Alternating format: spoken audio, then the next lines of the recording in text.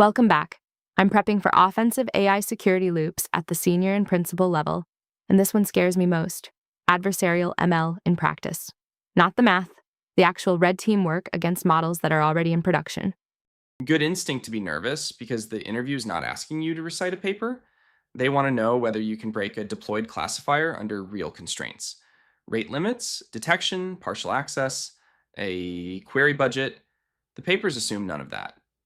Let's set the level bar first. What separates a senior answer from a principal answer on this topic? Senior runs the attacks hands-on. You craft the evasion sample, you tune the perturbation, you watch the confidence score move. Principal designs the whole engagement. What's in scope, what query budget is safe, how we prove impact to the business, and how we run this across 20 models without burning the team out. Start with evasion, since that's the bread and butter. How do I actually craft an adversarial input against a deployed classifier? First, pin your access. White box. You have the weights, so you follow the gradient. That's your PGD or your CNW. Black box, you don't, so you either estimate gradients by probing the API, or you build a local surrogate and transfer the sample over. In a real engagement, you're almost always black box against someone else's API. And the perturbation budget is not abstract. Against a vision model, it's pixels under an L infinity bound.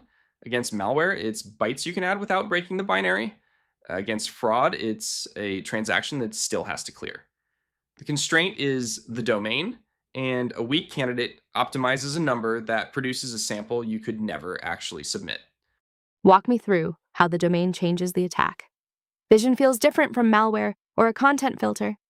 Vision's the easy mental model. Tiny pixel changes flip the label. Malware is constrained. You append or pad without touching execution, so you work in the space of functionality preserving edits. Fraud, the input must still be a plausible, clearable transaction.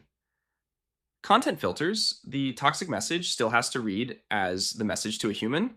Otherwise, you evaded the filter and the point. Now poisoning. Everyone name drops it. What does practical data poisoning actually look like on a red team? Practical poisoning starts by finding where the model eats user data. Feedback buttons, user uploads, a scraped corpus, anything that flows into the next training run. Then pick your goal. Availability poisoning degrades accuracy broadly. A backdoor is surgical, normal until it sees your trigger. And the strong version is humble about realism. You can't insert 30% of the set, so you craft clean label poisons that survive a human reviewer and reason about when the retrain fires. Model extraction is the one I find hardest to make concrete, stealing a model through its own API under a budget. At core, it's simple. Send inputs, collect outputs, train your own model to imitate them. The art is the query budget. You may get a few thousand calls before cost, rate limits, or detection shut you down. So you query near the decision boundary where each answer teaches you most. And be precise about the goal, because principles get pinned here. A faithful functional copy for offline attacks is a very different budget than just mimicking its decisions. Let's hit the constraints head on. Rate limits, detection, partial access. How do I show I can operate inside those instead of pretending they don't exist? Treat queries like ammunition. Everyone is logged and cost you. Pace and randomize so you don't trip anomaly detection that flags a flood of boundary hugging inputs. Assume your traffic is being watched and may itself be the test.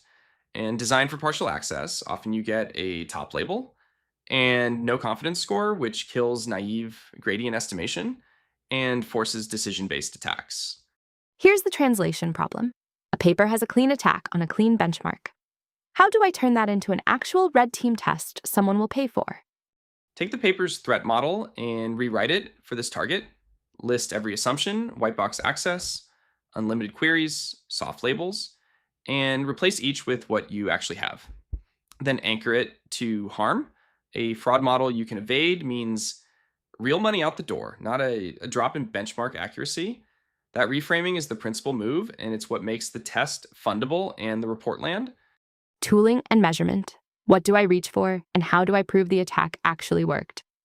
For tooling, the adversarial robustness toolbox, clever hands, and foolbox cover the attack primitives, and counterfeit helps you wrap them into an automation harness for repeatable runs.